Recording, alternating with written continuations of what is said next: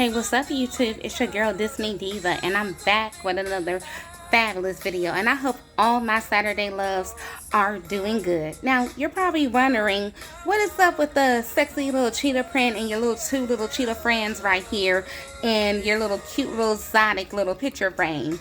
That's because I just got finished watching Disney's Jungle Cruise movie, and we're going to get into all that, or at least try my best to get into all that. But before we go there, I got some Soul for Real playing, and this song is called Never Felt This Way Before. And you know what you need to do? I need y'all to feel a certain way about me. I need y'all to like, subscribe, and hit that notification bell. So definitely let's get into this. So, as stated, I said I just got finished watching the Jungle Cruise movie. You can watch this movie on Disney Plus. Premiere Access is $30. Now, this movie was supposed to come out last year, but due to the pandemic, sadly, with things just shutting down and just, we don't have to go there, but we all know what happened and what's still currently happened. But today was the day the movie dropped, so I just got finished watching it. So I'm going to try to give my best, because y'all know your girl, as cute as I may be, and as clever as I'm trying, just like Moses, I'm not that eloquent with speaking, and I have short-term memory. So I call myself writing notes, so if you see me looking down, that's why. So, the movie Jungle Cruise, this movie is totally based off of the world's famous Jungle Cruise in Disneyland Park. Now, if you never did this ride, you should do the ride. They recently had updated the ride to make it more political correct. So they took out a lot of offensive scenes in the ride. But in this movie, it uses some of the old scenes. So it's a lot of puns and a lot of jokes from the let's just say the original ride, all in good fun and humor, I guess. But if you never if you never been on Jungle Cruise, then you'll probably get lost on like, okay, what does that sort of mean? It's a lot of puns. It's a lot of jokes. And I promise there won't be no puns or jokes in here, because I'm not that clever right now to think of any of them, because I'm too tired. Anyways, so in the movie, you have starring Dwayne Johnson. He plays Skipper. He plays Skipper Frank Wolf. And then you have one of my favorite actresses, besides many other female actresses that I love, Emily Blunt. She plays Dr. Lily Horton. And there's a brother in this movie, and I'm sorry, I can't recall his name or his character name. I just know homeboy was funny as I don't know what. He was very prissy at the beginning of the movie, but then throughout the movie, his persona changed, and he just became this hardcore brother, and started taking up for his sister and started taking up for his soul. He made the movie really funny for me. Going back to Dwayne's character, who plays Frank, it's so funny because Dwayne and Emily Blunt character, they kind of gave each other these nicknames, because in the movie, when Emily Blunt's character, who plays Lily, she was wearing pants, and the movie is based in 1917 in England.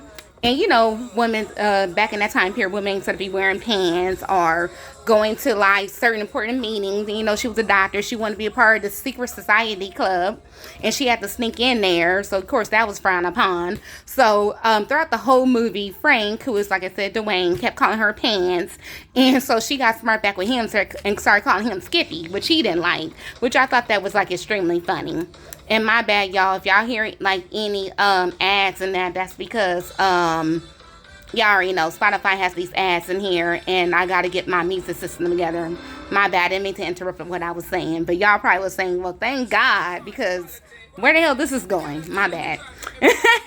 Anyways, I just thought that was funny, the nicknames that they were calling each other. Going back to Frank's character, he was totally such a con artist. Everything about him was a lie. He gave these bootleg trips down the Amazon River, and we're not talking about Amazon, the online thing. We're talking about the actual river.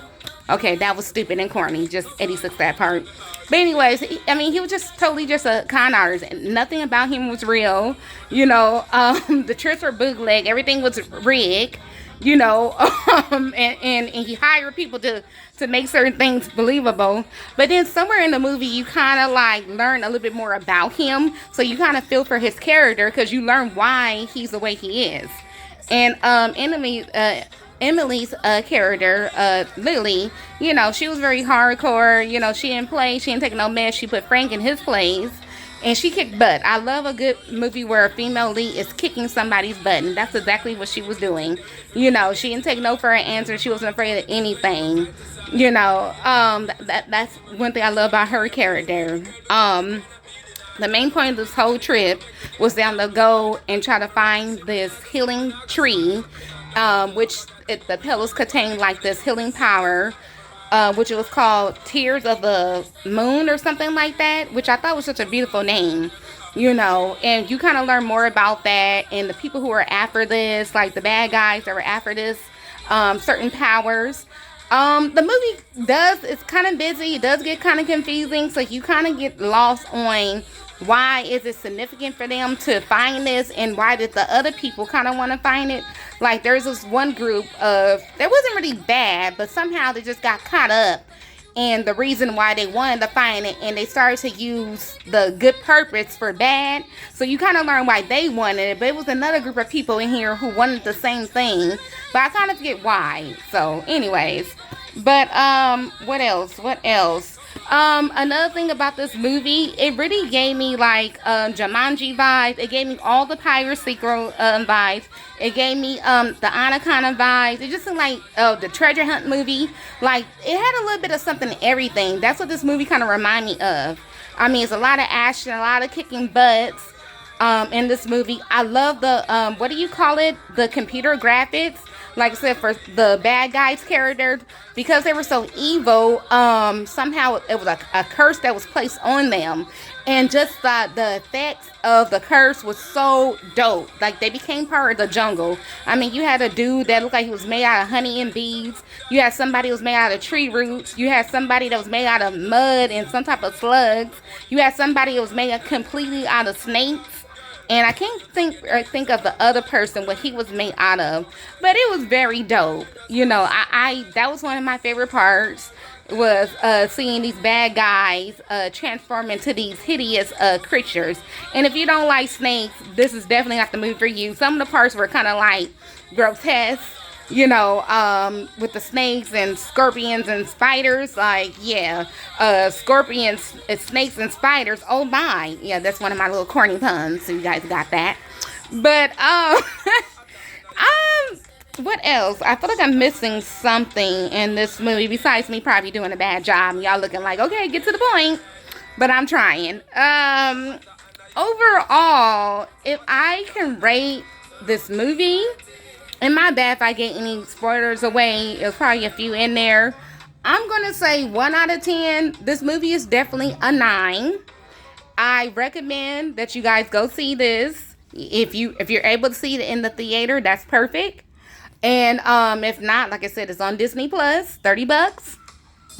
I enjoyed this movie, and this is one of the movies I definitely will be getting on DVD along with Cruella de Vil whenever that comes out. But I enjoy Jungle Cruise. Like I said, you really have to watch it because there's so many stories within the story. There's subtitles, and then certain sessions where it needs to be a subtitle, they were not there. But then when they were pretty funny. Like, that was a funny part. Let me just check my notes here and make sure that I'm not missing something else in here. I think I pretty much got everything from what I just saw. Like I said, it was a real good movie. Sometimes Disney really does not do good live actions. I've never really been a fan of their live action movie.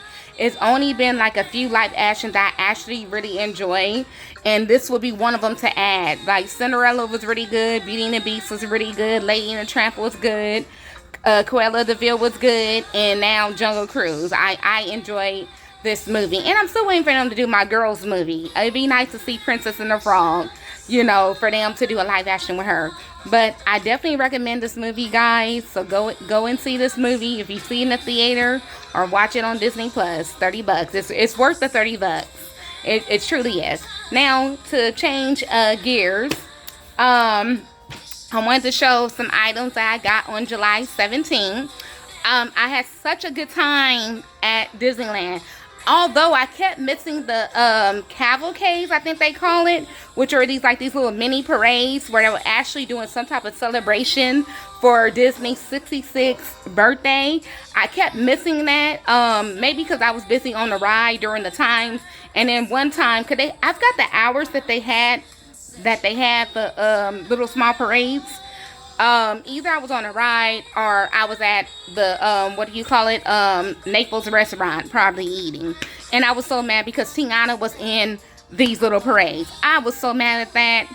But overall, I had such a blessed time, such a good trip.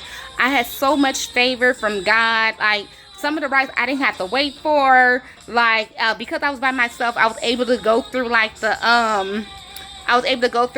what do you call it, I don't know if you call it like maybe like special service entrance. I got to go through there. Like, it was hardly like no wait. All the rides were like literally like walk lanes. I mean, it was such a perfect time. Like, when my driver came back for me, he was like, "Wow, you just have this glow about you." I didn't know I had a big old smile just like the church I had. I mean, I guess we all need a little bit of Disney magic, especially coming from where I'm from my neighborhood, and sometimes dealing with the stress that I deal with from, the area I live in, and sometimes maybe at work. But other than that, I had such a blessed time, and, it was just good, and I cannot wait to go back October 9th. I just got to remember not to pack my bag so heavy, and I want to thank you guys who watch all those videos. I saw that they got a lot of play. I saw they got a lot of views, so thank you so much for that. I don't know why my nose is itching. Okay, so I wanted to show some souvenirs I brought for myself quickly. Okay, so this is one little pen. And this pen is from the Melody Times or something like that. Now, y'all all remember those little, I don't know when these musical words, but this is when Disney Channel was the bomb. Because they had like these little musicals. It was like one about, if I could think of one. There was one about a little house. There was one about a car.